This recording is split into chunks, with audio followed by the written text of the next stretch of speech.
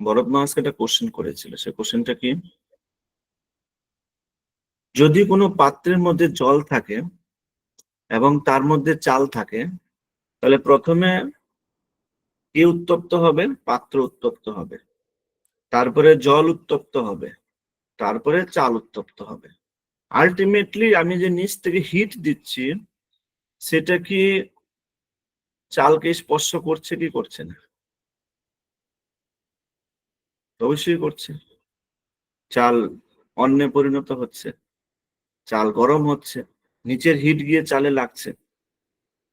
রাজা রঘুগণ ভরত মহারাজকে কোশ্চেন করেছেন, জড়ভরতকে, তাহলে যদি শরীরের উপর আঘাত আসে, তাহলে আত্মা পর্যন্ত সে আঘাত যাবে কি যাবে না? এই কোশ্চেন করেছিল। শ্রীমদ ভাগবতমে 6ষ্ঠ স্কন্ধে এই কোশ্চেন আছে, এবং এটা এই অধ্যায় এবং পরবর্তী অধ্যায়ের সঙ্গে রিলেটেড। এগুলো হচ্ছে বেদের জ্ঞান। বেদে এই সমস্ত বিষয় নিয়ে আলোচনা আছে। বেদে এই সমস্ত বিষয় নিয়ে, খুঁটিকাটি বিষয় নিয়ে বেদে অনেক বিস্তারিত আলোচনা। কিন্তু ভরত মহারাজ, জড়ভরত, তিনি এই বিষয়টা নিয়ে বিশেষ গুরুত্ব আরোপ করেনি। বেদের বিষয় নিয়ে তিনি প্রবেশই করেনি। শুধু জড়ভরত বলেছেন, তুমি যেটি বলেছো ওটা হচ্ছে বেদ বাদরতা। যাদের অনেক অপ্রয়োজনীয় জ্ঞান যাদের মাথায় আছে, তারা এগুলো ভাবে। বেদ বাদরতা বলেছে, বেদকে ক্যান্সেল, বেদ মানুষকে বিভ্রান্ত করেছে। তো মূল বিষয়টা কি এখানে? তাহলে কি আমার শরীরের মধ্যে কোনো আঘাত আসলে কি আত্মা আঘাতপ্রাপ্ত হয়? এটার আনসারটাই এখানে আছে, না। শরীর কাকে প্রভাবিত করছে? চেতনাকে। চেতনা কাকে প্রভাবিত করছে? আত্মাকে। এই জন্য শরীর কখনোই সরাসরি আত্মাকে প্রভাবিত করতে পারে না।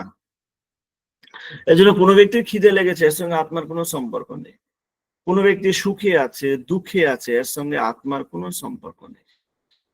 কোনো ব্যক্তি মরে গেল, বেঁচে গেল, কি হলো, তার জীবনে কি হলো, এর সঙ্গে কোনো সম্পর্ক নেই। আর যদি আত্মারই সম্পর্ক না থাকে, তাহলে ভগবানের কোথায় সম্পর্ক আসবে? এগুলো কাকে প্রভাবিত করে? প্রথমে দেহকে প্রভাবিত করে, মন, বুদ্ধি, অহংকার। সর্বোচ্চ কাকে প্রভাবিত করতে পারে? চেতনাকে প্রভাবিত করতে পারে। এর বাইরে প্রবেশ করতে পারে না। আত্মাকে কখনো এগুলো প্রবেশ করে না। আত্মাকে বাধ্য করানো হয় এক শরীর থেকে আরেক শরীরে গমন করার জন্য। এ বাধ্য করে চেতনা। Clear point? 1 নম্বর কোশ্চেন, 2 থেকে 7 নম্বর শ্লোকে এই কোশ্চেনের আনসার দেওয়া হয়েছে। 8 থেকে 12 নম্বরে সেখানে আলোচনা করেছে জ্ঞান কি, জ্ঞান কাকে বলে। এবং 13 থেকে 19 নম্বর শ্লোকে এই জ্ঞানের কি করে গ্রহণ করতে হবে সেই বিষয়ে আলোচনা করা হয়েছে, এবং জ্ঞানের উদ্দেশ্য কি। যে কোনো একটা উদ্দেশ্য থাকে। আমি জ্ঞান অর্জন করছি, আমি, আচ্ছা, কেউ যদি বলা হয় আমি ভালো স্কুলে ভর্তি হয়েছি, আমি খুব ভালো পড়ালেখা করি, আমি অনেক জ্ঞান প্রাপ্ত হয়েছি ওখান থেকে, তাহলে নেক্সট কোশ্চেন কি আসবে? তাহলে এই জ্ঞান তোমাকে কি শিখাবে? কি শিখছো তুমি? যেখান থেকে সেখান থেকে জ্ঞান গ্রহণ করলে হবে না। একজন সেলিব্রিটি আছে, তিনি অনেক জায়গায় এই বিষয়ে আলোচনা করেন, যে যা বলে তুমি শুধু শুনে যাবা, সবার থেকে জ্ঞান গ্রহণ করবা। এই হচ্ছে আধুনিক সভ্যতার মূল সমস্যা। এই যান্ত্রিক সভ্যতা আমাদেরকে, অনেকে মনে করছে ফাস্ট হচ্ছে। আচ্ছা, একটা গল্প বলছি। একবার কি হয়েছে, এটা আমাদের ইসকনে একজন ভিআইপি গেস্ট মায়াপুরে এসছে। তো আমাকে বলছে একটা গাড়ি করে দেওয়ার জন্য। আমি একটা গাড়ি করে দিয়েছি। একচকরা গেছে, একচকরা ফিরে এসছে। হঠাৎ করে আমাকে ফোন করেছে যে তোমার আইফোনটা পাচ্ছি না। টেনশনের ব্যাপার। ফোনের যে নাম বলেছে তাতেই টেনশন হয়ে যাচ্ছে। গাড়ি করে গেল, সকালে সন্ধ্যায় ফিরলো, আইফোন খুঁজে পাচ্ছে না। ওনার ছেলে ছিল ওভার স্মার্ট। ছেলে খুঁজে খুঁজে বের করছে, বউ আমার আইফোনটা এখান থেকে 4 কিলোমিটার দূরে আছে। মাথায় আরো টেনশন ঢুকে গেছে। তখন ছেলে বলছে আপনার ড্রাইভার আইফোনটা চুরি করেছে। আরো টেনশন বেড়ে গেল। তখন বাজে রাত 8:30। ঘরে বের হবো এমন সময় অফিসে এসে এগুলো বলল।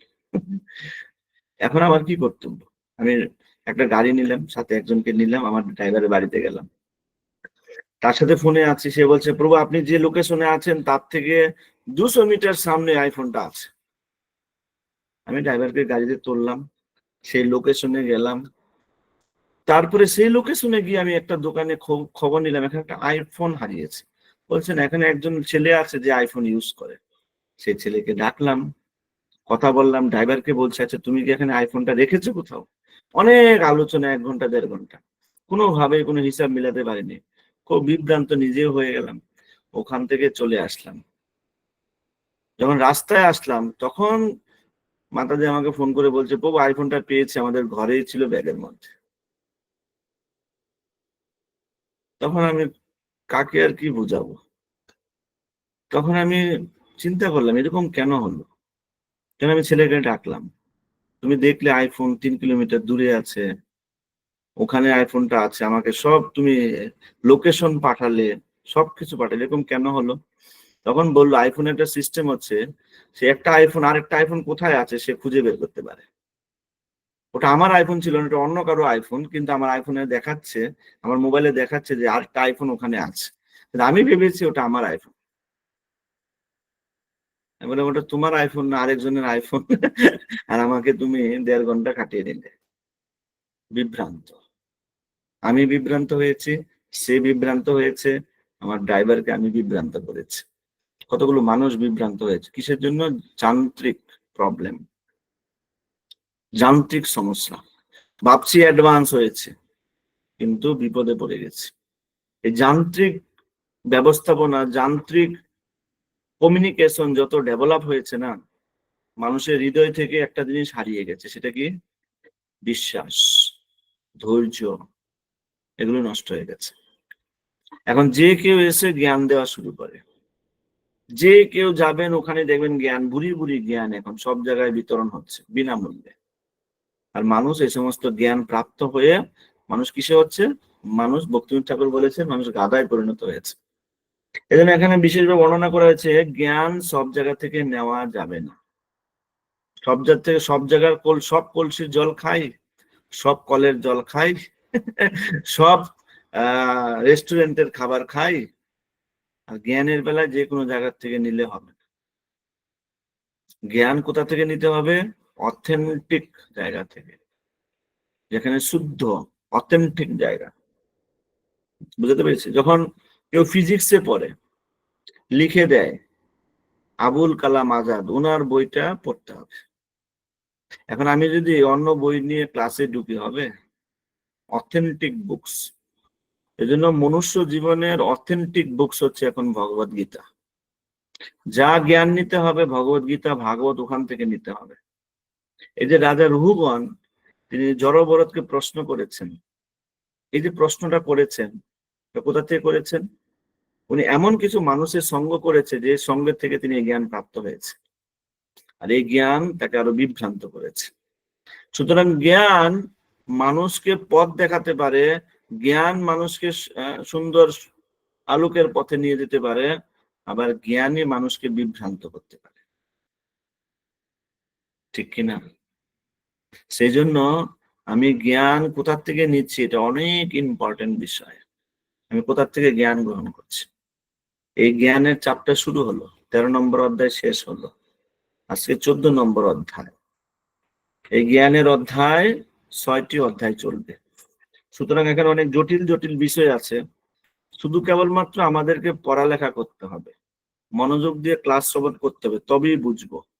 আমি আমার সময় এই উদ্দেশ্যে নিবেদন করছি যেন এখান থেকে যদি অন্তত 2জন ভক্ত তৈরি হয়, তারা যদি অন্তত রিয়েলাইজেশন করতে পারে এবং অন্যের কল্যাণের জন্য, মানুষের কল্যাণের জন্য যদি তৈরি হতে পারে, ক্লাস দিতে পারে, নিয়মিত স্টাডি করতে পারে, এটাই সার্থকতা।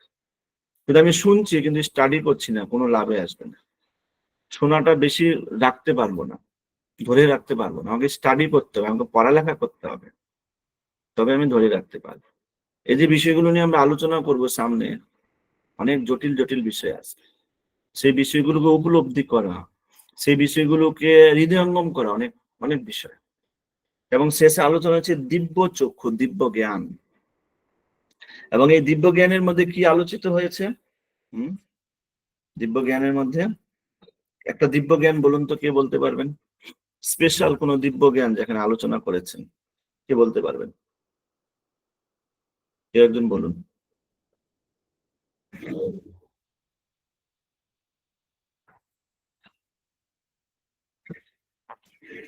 কেউ একজন আনমিউট করে বলুন। হ্যাঁ বলুন মাতাজি।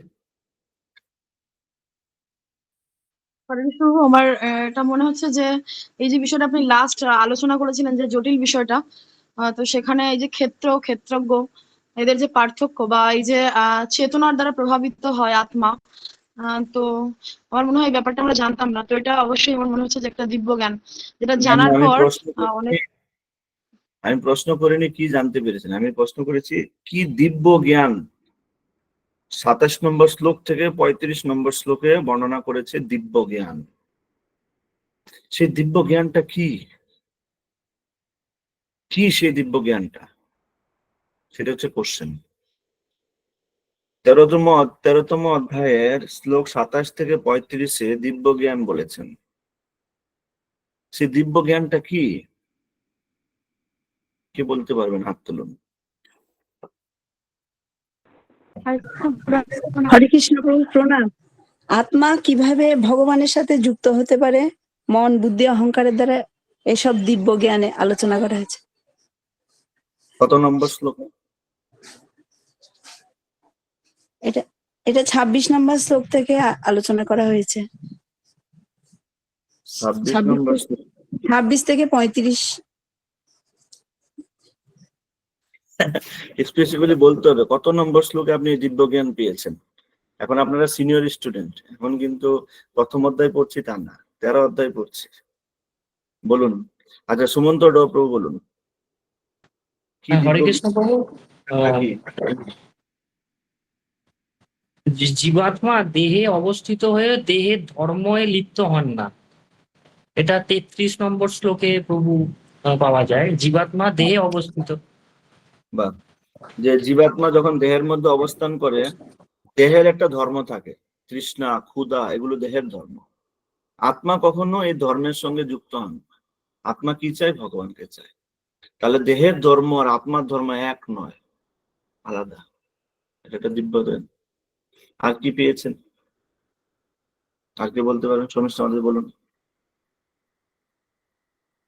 হরে কৃষ্ণ প্রভু, 28 নম্বর শ্লোকে একটা বিষয় আলোচনা করা হয়েছে যে সবকিছুর মধ্যে মানে পরমাত্মাকে দর্শন করা, সমস্ত মানে যিনি সর্বভূতে সমানভাবে অবস্থিত বিনাশশীল দেহের মধ্যে অবিনাশী পরমাত্মাকে দর্শন করা, হ্যাঁ, সবাইকে যেমন দেহের। প্রত্যেকটা জীব, কুকুর বিড়াল হাঁস মুরগি সবকিছুর মধ্যে ভগবানকে দর্শন করা। এখন কেউ যদি বলে এসে এই সমস্ত পশু পাখি আমাদের জন্য তৈরি করেছে, আমরা মেরে খাবো, তার মানে সে দিব্য জ্ঞান লাভ করতে পারে। কোনটা হালাল কোনটা হারাম এটা দিব্য জ্ঞান নয়। এই সমস্ত পশু পাখি আমার জন্য তৈরি হয়নি, এই সমস্ত গরু ছাগল আমার জন্য তৈরি হয়নি, সমস্ত আহ হাঁস মুরগি এগুলো আমার জন্য তৈরি হয়নি।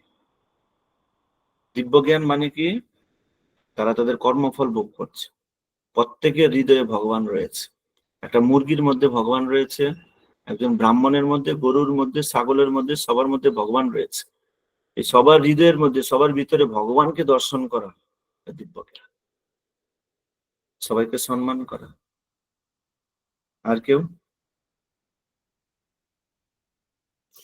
সবার শেষে 35 শ্লোকে এখানে বলছেন ক্ষেত্র এবং ক্ষেত্রজ্ঞের মধ্যে পার্থক্য যিনি বুঝতে পারেন, তখনই তিনি জড়জগতের বন্ধন থেকে মুক্ত হতে পারবেন। যোগ্য ব্যক্তি।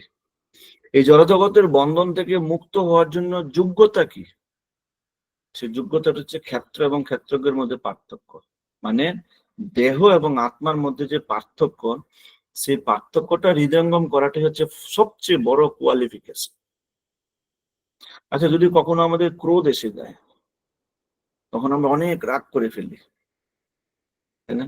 কখনো আমাদের মধ্যে হিংসা এসে যায়, কখনো আমাদের মধ্যে বিভিন্ন রকম বিকার আমাদের মধ্যে তৈরি হয়, তখন কিন্তু আমি ভুলে যাই আমি দেহ নই আত্মা। আমি দেহ নই আত্মা কখন মনে পড়ে? যখন ভাগবতম ক্লাসে বসি অথবা গীতা নিয়ে বসি, তখন মনে পড়ে। কিন্তু যখন রেগে যাই তখন কিন্তু আর মনে থাকে না, তখন ভুলে যাই। এই জন্য প্র্যাকটিস।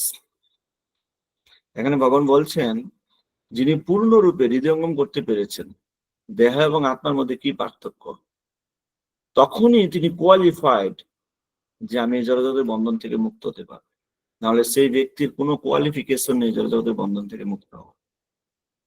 বন্ধনের মূল কারণ কি? আমি এই দেহটা পেয়েছি, আমি এটা ভোগ করবো, এটাই তো মূল কারণ। এটা থেকে বেরিয়ে আসতে হবে। ক্লিয়ার? আর আশা করবো আপনারা সবাই ভগবত গীতা পড়বেন, এটা আমার এক্সপেকটেশন, এটা আমি আশা করব। আজকে আমরা 14 নম্বর অধ্যায়ে চলে যাচ্ছি, অনেকটা সময় হয়ে গেছে। 14 নম্বর অধ্যায় বের করুন। এবং এই 14 নম্বর অধ্যায়ের নাম হচ্ছে গুণত্রয় বিভাগ যোগ।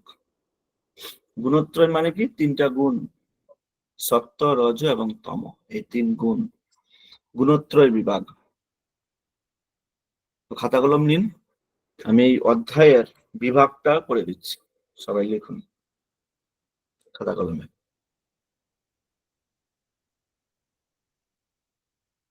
1 থেকে 13 নম্বর শ্লোকে কি করে আত্মা ত্রিগুণের সংস্পর্শে আসে এই বিষয়ে আলোচনা হয়েছে।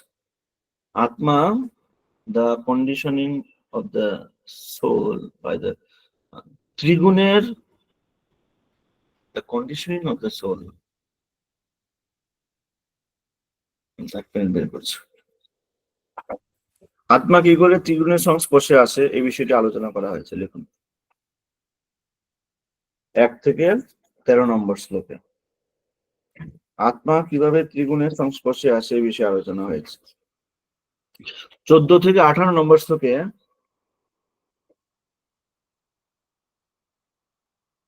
ত্রিগুণের সংস্পর্শে আসার ফলে আত্মার মধ্যে কি প্রতিক্রিয়া দেখা দেয়। ত্রিগুণের সংস্পর্শে আসার ফলে আত্মার মধ্যে কি প্রতিক্রিয়া দেখা দেয় সে বিষয়ে আলোচনা হয়েছে। ত্রিগুণের সংস্পর্শে আসার ফলে 14 থেকে 18 নম্বর শ্লোক, ত্রিগুণের সংস্পর্শে আসার ফলে আত্মার মধ্যে কি প্রতিক্রিয়া দেখা দেয় সেই বিষয়ে আলোচনা হয়েছে।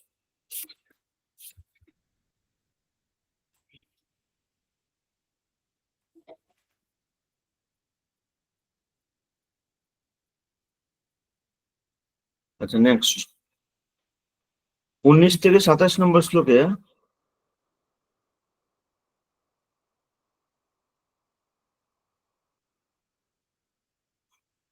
আত্মা কি করে ত্রিগুণের অধীনে চলে আসে সেই বিষয়ে আলোচনা হয়েছে। আত্মা কি করে ত্রিগুণের অধীনে চলে আসে সে বিষয়ে আলোচনা হয়েছে। আত্মা কি করে ত্রিগুণের অধীনে চলে আসে সে বিষয়ে আলোচনা হয়েছে। প্রথম 3টা শ্লোকে আত্মা কি করে ত্রিগুণের সংস্পর্শে আসে, এবং 14 থেকে 18 নম্বর শ্লোকে 14 থেকে 18 শেষ শ্লোকে বর্ণনা করা হয়েছে আত্মার মধ্যে কি প্রতিক্রিয়া দেখা দেয় যখনই ত্রিগুণের সংস্পর্শে আসে আত্মা, জীবাত্মা, তখন তার মধ্যে কি প্রতিক্রিয়া দেখা দেয়। এবং 19 থেকে 27 নম্বর শ্লোকে বর্ণনা করা হয়েছে আত্মা এখন কার অধীনে চলে আসলো? ত্রিগুণের অধীনে চলে আসে।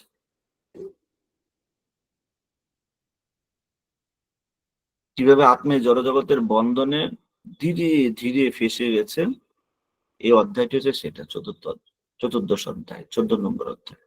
কিভাবে সেই জড়জগতের বন্ধনে আবদ্ধ হয়। প্রভু সিকোয়েন্সটা আরেকবার প্লিজ যদি বলেন।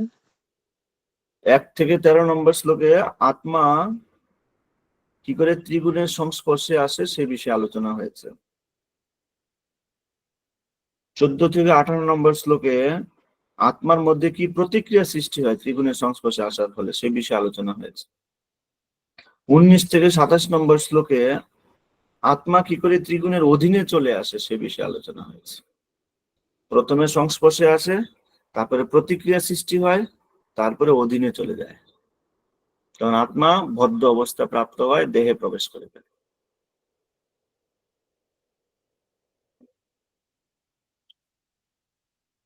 ও শ্রী ভগবান উবাচ পরম ভূয় প্রবক্ষ্যামি জ্ঞানম উত্তমম যৎ জ্ঞাত্তা মুনয়ঃ সর্বে পরাম সিদ্ধিম ইতো গতাম। একজন অনুবাদ করুন। হ্যাঁ, পড়ুন। পরমেশ্বর ভগবান বললেন, পুনরায় আমি তোমাকে সমস্ত জ্ঞানের মধ্যে সর্বোত্তম জ্ঞান সম্বন্ধে বলবো, যা জেনে মুনিগণ পরম সিদ্ধি লাভ করবেন। হরে কৃষ্ণ প্রভু প্রণাম। এখন তোমাকে তুমি যে কোশ্চেন গুলো করেছো 6টা কোশ্চেন, এ বিষয়ে আমি বিস্তারিত তোমার কোশ্চেনটা আমি বুঝতে পেরেছি। অর্জুনের কোশ্চেনটা কি ছিল? আত্মা যদি চিন্ময় হয় তাহলে সে কি করে জড়জগতের বন্ধনে আবদ্ধ হবে? এই কথাটাকে অর্জুন ঘুরিয়ে ফিরিয়ে জিজ্ঞাসা করেছে। কি ক্ষেত্র কি, জ্ঞান কি, জ্ঞান কি, এটা কি, ওটা কি, এসব জিজ্ঞাসা করছে। মানে ভগবান টেনে ধরেছেন। মূল কোশ্চেনটা তোমার আমি বুঝতে পেরেছি। তুমি যেটা জানতে চেয়েছো, আত্মা কি করে জড়জগতের বন্ধনে আবদ্ধ হয়, চিন্ময় জিনিস কি করে জড় বস্তুর বন্ধনে আবদ্ধ হয়েছে, এটাই তো তোমার জানার বিষয়। এই বিষয়টি আমি এখন বর্ণনা করছি, যেটা জানলে আর কোনো বিষয় জানার প্রয়োজন থাকে না। মূল বিষয় যেটা কেউ জানে না, সেই বিষয়টি আমি এখন তোমার কাছে বর্ণনা করব। 2 নম্বর শ্লোকের অনুবাদটা পড়ুন। হরে কৃষ্ণ প্রভু, দণ্ডবত প্রণাম। হুম। এই জ্ঞান আশ্রয় করলে জীব আমার পরা প্রকৃতি লাভ করে, তখন আর সে সৃষ্টির সময় জন্মগ্রহণ করে না এবং প্রলয়কালেও ব্যথিত হয় না। প্রভুপাদ 2 নম্বর শ্লোকের তাৎপর্য বলছেন, সাধারণত এই জড়জগতে আমরা যে জ্ঞান আহরণ করি তারা জড়জগতের 3টি গুণের দ্বারা কলুষিত।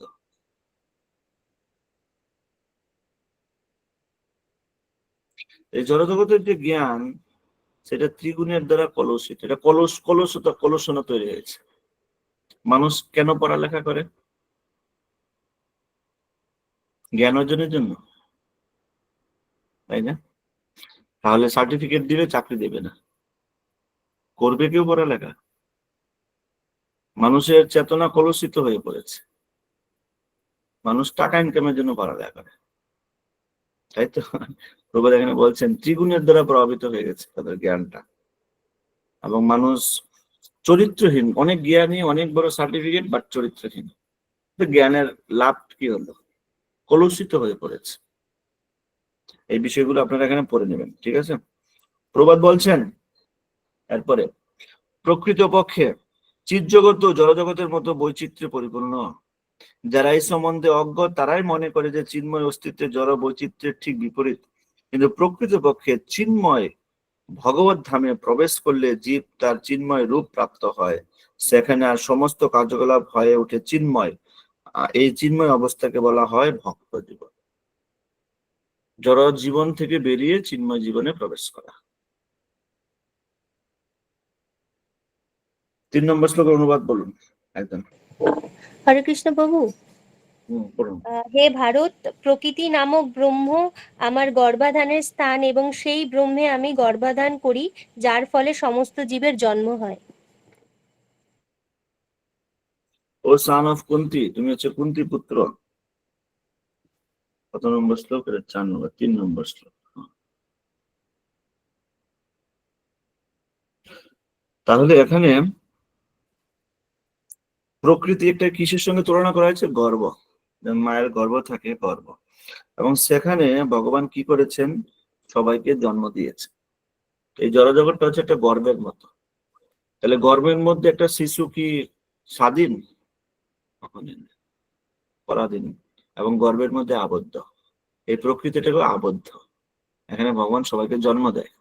এই জগতে সবার জন্ম হয়। প্রকৃতি গর্ভ কিভাবে? যেমন আমরা কখনো মানুষের শরীরে জন্ম নেই, পশু শরীরে জন্ম নেই, বিভিন্ন গর্ভ রয়েছে, এবং এই সমস্ত গর্ভে আমরা জন্ম নেই। এই প্রকৃতির মধ্যে সবার জন্ম হয়। আধ্যাত্মিক জগতে কোনো জন্ম নেই।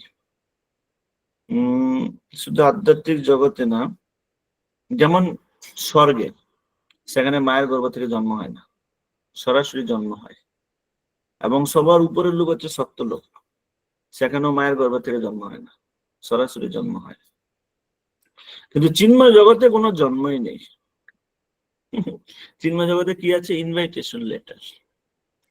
যারা ইনভাইটেশন লেটার পেয়ে, যারা নিজেকে শুদ্ধ করতে পেরেছে, কলস মুক্ত করতে পেরেছে, তারা চিন্ময় জগতে তাদের কি হবে? রিসেপশন হবে। তারা চিন্ময় জগতে বড় রিসেপশন তৈরি হবে। এই প্রভু, ওই প্রভু ভগবদ্ধামে ফিরে গেছেন। যখন ধ্রুব মহারাজ ভগবদ্ধামে ফিরে যায়, প্রথম স্বর্গ থেকে রিসেপশন হয়। ধীরে ধীরে যত উপরের লোক আছে সব লোক থেকে রিসেপশন হয়। এবং ধ্রুব মহারাজকে পুষ্প বৃষ্টি করতে থাকে। তাহলে ভাবুন, চিন্ম জগতে তাকে যখন রিসিভ করে দিয়েছে, তাহলে সেখানেও বড় আয়োজন হয়েছে। সেখানে কোনো জন্ম নেই, জন্ম কোথায় হয়? এই প্রকৃতিতে। ক্লিয়ার? 3 নম্বর শ্লোকের অনুবাদে তাৎপর্য ছিল প্রবাদ বলছে। আমি যেখানে যেখানে তাৎপর্যগুলো পড়বো নোট করে রাখবেন, কলম দিয়ে পেন দিয়ে নোট করে রাখবেন, ওকে? পরে পড়ে নেবেন। তাৎপর্য প্রবাদ বলছেন, কাকড়া মিশে চালের গাদায় ডিম পারে, তাই অনেক সময় বলা হয় যে চাল থেকে কাকড়া বিষের জন্ম হয়, কিন্তু চাল থেকে কখনোই কাকড়া বিষের জন্ম হয় না। প্রকৃতপক্ষে মা বিশা সেই ডিমগুলো পেরেছিল, তেমনি জরা প্রকৃতির জীবের জন্মের কারণ নয়। পরম পুরুষ ভগবান বিষ প্রদান করে আপাত দৃষ্টিতে মনে হয় যেন জরা প্রকৃতি থেকে সমস্ত জীব উদ্ভূত হয়েছে। যেমন গোলাপ ফুল কে ফুটিয়েছে? প্রকৃতি না ভগবান? এখানে এটা বর্ণনা করা হয়েছে। এই যে আম গাছে আম ধরছে, ভাবে এখন মিষ্টি আম খাচ্ছেন, কি করে এই আমটা মিষ্টি হলো? ডাবের ভিতরে কি করে জল গেল? এটা কি শুধু প্রকৃতি? সবকিছু ভগবান। উদাহরণ দেওয়া যায় কাঁকড়া বিষয়, মনে হয় যে চালের মধ্যে কি হয়েছে? কাঁকড়ার জন্ম হয়েছে। তো চাল থেকে কাঁকড়ার জন্ম হয় না। প্রভুর একটা উদাহরণ দিয়েছে। আমার মনে হতে পারে যে আমি তো ড্রাম বন্ধ করে রেখেছি, চালের গুদাম বন্ধ করে রেখেছি, কাঁকড়া আসবে না, চাল থেকে উৎপন্ন হয়েছে, তা কিন্তু না। বুঝতে পেরেছি? 4 নম্বর শ্লোক অনুবাদ একজন পড়ুন। হরে কৃষ্ণ প্রভু, প্রণাম। হে কোন্তেয়, সকল যোনিতে যে সমস্ত মূর্তি প্রকাশিত হয়, ব্রহ্মরূপী যোনি তাদের জননী স্বরূপা, এবং আমি তাদের বীজ প্রদানকারী পিতা। তস্যহম ব্রহ্ম মহত যোনি অহম বিস্প্রদ পিতা। আমাদের বীজ প্রদান কে করেছেন? আমাদের জন্ম কে দিয়েছেন? ভগবান। অহম বিস্প্রদ পিতা, কি হচ্ছে? বীজ প্রদানকারী পিতা। তাহলে পিতাকে? ভগবান। তাহলে এই জগতে পিতাকে? তিনি হচ্ছেন দায়িত্বশীল পিতা, আর ভগবান হচ্ছেন জন্মদাতা পিতা। বুঝতে পেরেছি? একজন হচ্ছে দায়িত্ব গ্রহণ করেছেন। যেমন কোনো বাচ্চা যদি ছোটবেলায় হারিয়ে যায় মেলায়, তারপরে একজন সেই বাচ্চাটাকে নিয়ে বাড়িতে নিয়ে গেল, বাচ্চাটা দেখতে এত সুন্দর, কিন্তু তার কোনো বাচ্চা নেই, সে তার এই বাচ্চাটাকে রেখে দিয়েছে বাড়িতে। সেও পিতা। কেন? কারণ সে লালন পালন করেছে, কিন্তু তাকে জন্ম কিন্তু উনি দেননি। মায়ের গর্ভে যে জন্মটা হয়, সেই জন্মটা কে দিয়েছে? আদৌ কি মা বাবা দিয়েছে? সেটা ভগবান দিয়েছে। ভগবান বলছেন অহম বিস্প্রদ পিতা, আমি হচ্ছে বীজ প্রদানকারী পিতা। আর আমাদের মা বাবা হচ্ছে অধিকার অনুসারে পিতা, তারা দায়িত্ব পালন করছে। এখানে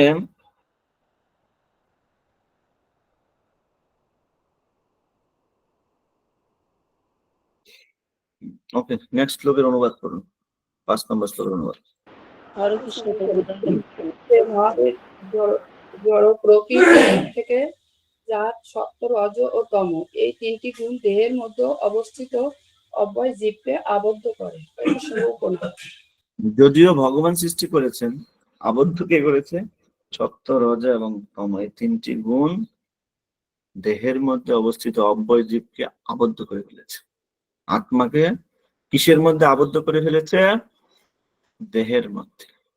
আত্মা কিসের মধ্যে আবদ্ধ হয়েছে? দেহের মধ্যে আবদ্ধ হয়েছে। ক্লিয়ার বিষয়টি? কি করে চিন্ময় আত্মা দেহের মধ্যে আবদ্ধ হয়? কি করে সম্ভব?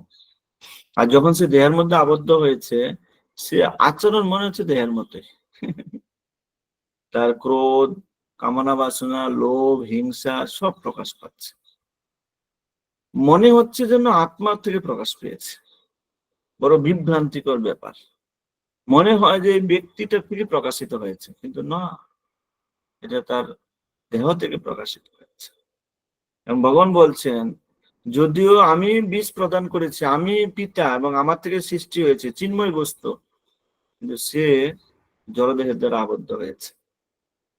সে জড়দেহটা কি, যে দেহের দ্বারা আবদ্ধ হয়েছে তার নাম কি? কে বলতে পারবে? তার নাম কি?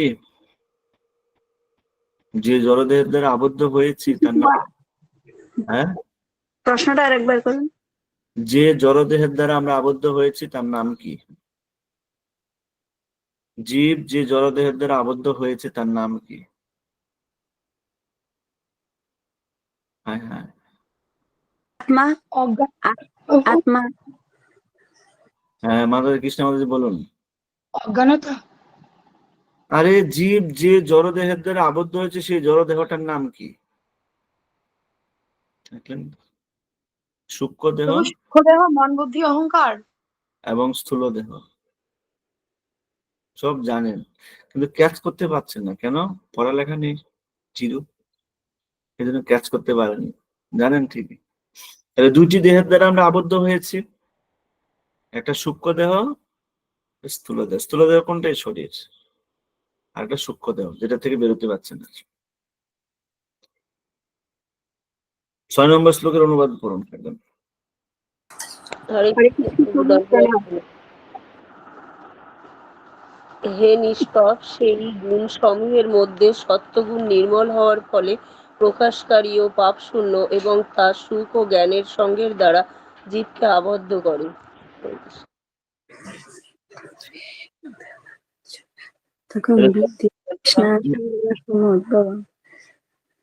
সত্যগুণের দ্বারা জীব কিভাবে আবদ্ধ হয়?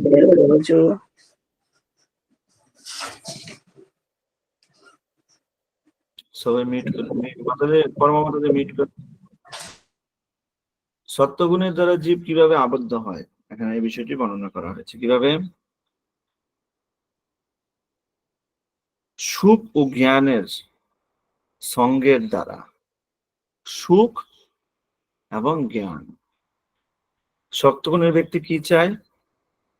সুখী হতে চায়, জীবনে কোনো ঝুট ঝামেলা চায় না, সুখী হতে চায়। আর কি চায়? জ্ঞান। কি জ্ঞান?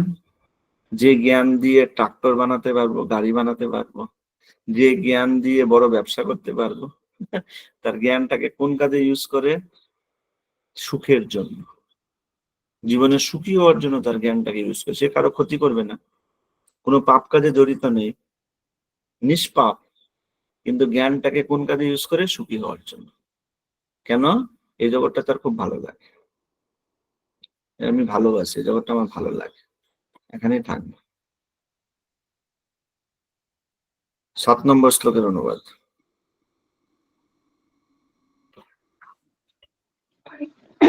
হরে কৃষ্ণ প্রভু। প্রণাম।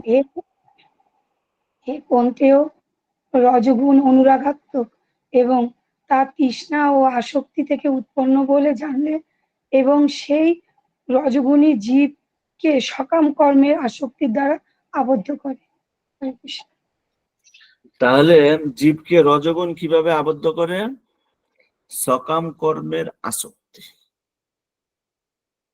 সত্যগুণ কিভাবে আবদ্ধ করেছে?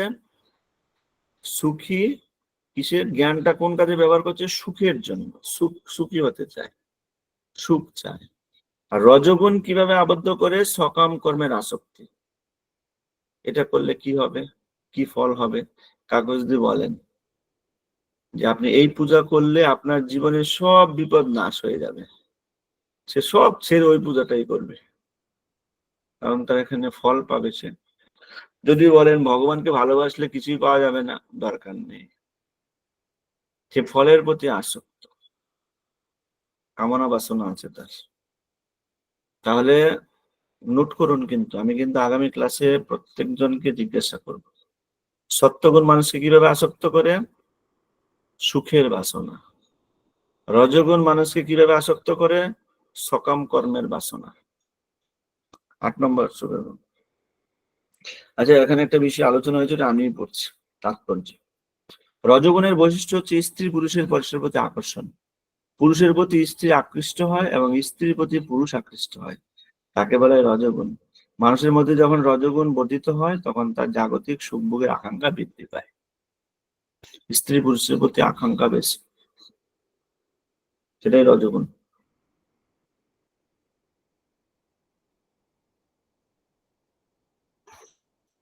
আট নম্বর শ্লোকের অনুবাদ করুন। হরে কৃষ্ণ প্রভু, 2 নম্বরটা একটু বলেন না, ওই সত্যগুণ বললেন, আরেকটা আর হচ্ছে রজগুণ। রজগুণ জীবকে কিভাবে আবদ্ধ করে? সকাম কর্মের বাসনা, কামনা বাসনা, কামনা বাসনা।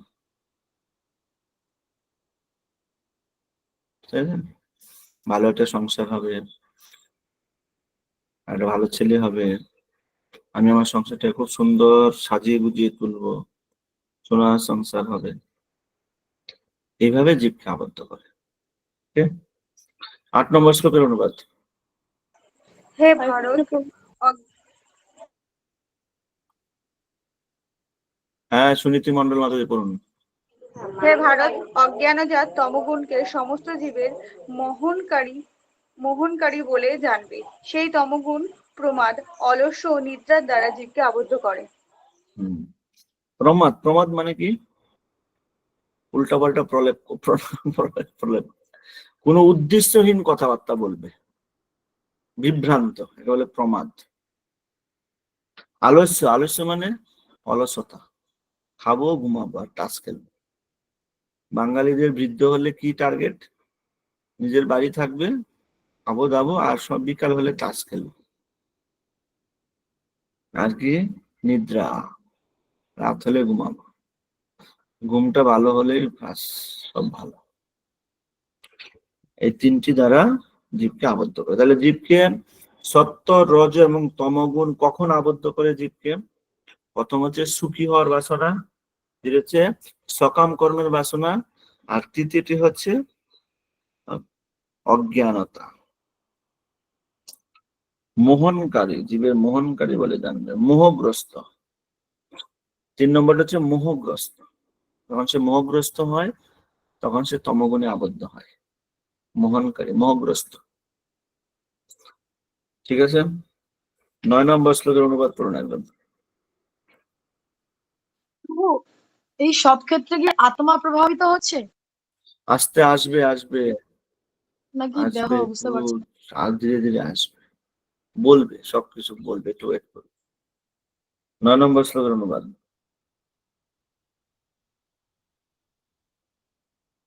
হরে কৃষ্ণ প্রভু, হে ভারত, এটি বলা হয় যে সত্যগুণ জীবকে সুখে আবদ্ধ করে, রজগুণ জীবকে সকাম কর্মে আবদ্ধ করে এবং তমগুণ প্রমাদে আবদ্ধ করে।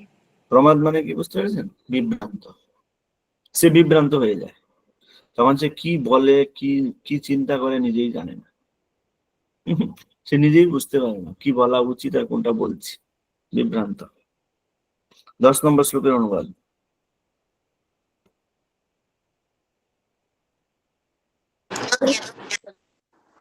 হে ভারত, রজ ও তমগুণকে পরাভূত করে সত্যগুণ বহুল হয়। সত্য ও তমগুণকে পরাভূত করে রজগুণ প্রবল হয় এবং সেইভাবেই সত্য ও রজগুণকে পরাভূত করে তমগুণ প্রবল হয়। তাহলে কি হচ্ছে এখন? আবার এই 3টা গুণের মধ্যে বিক্রিয়া হচ্ছে, সংমিশ্রণ হচ্ছে একজন আরেকজনের সাথে। আচ্ছা, যদি রজ এবং তমগুণের মধ্যে বিক্রিয়া হয়, হ্যাঁ, সেখানে রজ এবং তমগুণ হেরে যাবে, সত্যগুণ জিতে যাবে। 3 গুণের মধ্যে কি হচ্ছে এখন? পারস্পরিক বিক্রিয়া হচ্ছে, কখনো রজ, কখনো তম, কখনো সত্য, কখনো আবার রজ তম, কখনো রজ সত্য। বুঝতে পেরেছেন? পরস্পরের মধ্যে বিক্রিয়া হচ্ছে এগুলো। 11 নম্বর শ্লোকের অনুবাদ।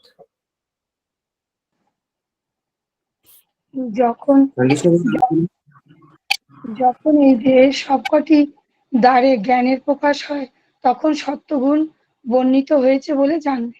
এই যে এবার দেখুন কিসে প্রবেশ করছে গুণটা? দেহের মধ্যে ধীরে ধীরে কিন্তু এখন ভিতরে ঢুকছে, এতক্ষণ ঢুকেনি, কোন সুযোগ পেলে তারা ঢুকবে। বুঝতে পেরেছে? সত্যগুণ কি সুযোগ পেলে ঢুকবে? কারোর মধ্যে সুখের কামনা বাসনা এসছে, তাহলে ঢুকে যাবে। রজগুণ কি সুযোগ পেলে ঢুকবে? কামনা বাসনা। তমগুণ কোন সুযোগ পেলে ঢুকবে? বিভ্রান্ত। সুযোগ পেলে ঢুকবে, এখনো ঢুকেনি। এই 11 নম্বর শ্লোকে এখন বলছি কিভাবে ঢুকবে সে ভিতরে। এখানে কি বলছেন? 9টি দ্বার, 9টি দ্বার তো জানেন, আমাদের দেহে 9টা ছিদ্র আছে, নটি দ্বার জ্ঞানের প্রকাশ হয়, তখন সত্যগুণ বর্ধিত হয় বলে জানবে। যখন শরীরের মধ্যে কি আসে, জ্ঞান, কি চাই, সুখী হতে চায়, তখন সেখানে সত্যগুণ প্রবেশ করবে। কোন শরীরে? নটি দ্বার মানে কি? এটা সূক্ষ্ম শরীর না, এটা কোন শরীর? স্থূল শরীর। তাহলে প্রথমে তিনটা গুণ সত্য রজ তম, এরা প্রথমে কোথায় অ্যাটাক করেছে? স্থূল শরীর। ক্লিয়ার? নেক্সট 12 নম্বর শ্লোকের অনুবাদ করুন। হরে কৃষ্ণ প্রভু প্রণাম। হে ভরত সর্ব, রজগুণ বর্ধিত হলে লোভ প্রবৃত্তি কর্মে উদ্যম ও দুধর্মনীয় স্পৃহা বৃদ্ধি পায়। হরে কৃষ্ণ প্রভু প্রণাম।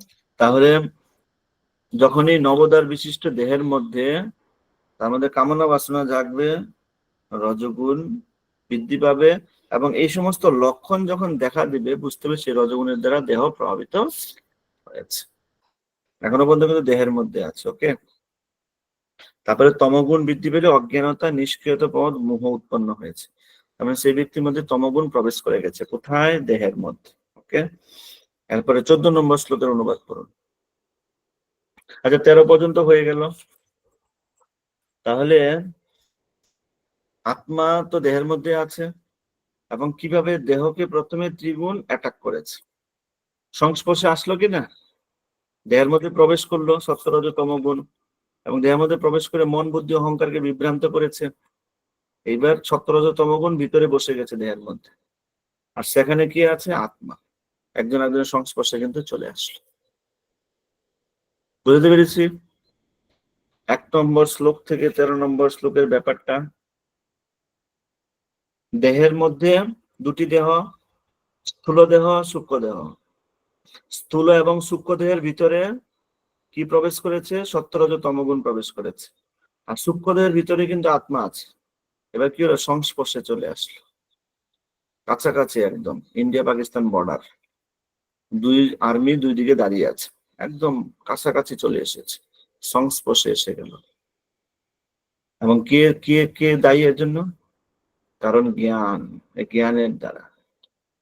এই 9টি দ্বার আছে, 9টি দ্বারের মধ্যে ক্ষুধা, তৃষ্ণা এগুলোর প্রভাব রয়েছে, এর মধ্যে দিয়ে প্রবেশ করেছে।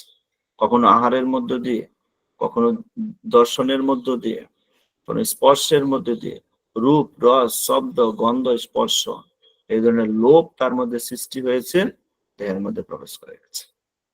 যতক্ষণ আমাদের লোভগুলো সৃষ্টি না হতো, তাহলে দেহে প্রবেশ করার সুযোগ পেত না, দেহে প্রবেশ করে গেছে।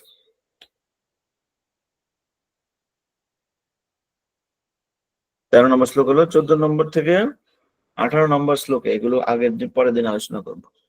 এখন কি এফেক্ট হবে, এখন প্রভাব কি? বিশেষত দেহের মধ্যে প্রবেশ করে গেছে 3টা গুণ, ঠিক কিনা? ধরুন আপনার ঘরের মধ্যে সাপ ঢুকে গেছে, এখন কি হবে? রাতে ঘুমাতে পারবো কি পারবো না?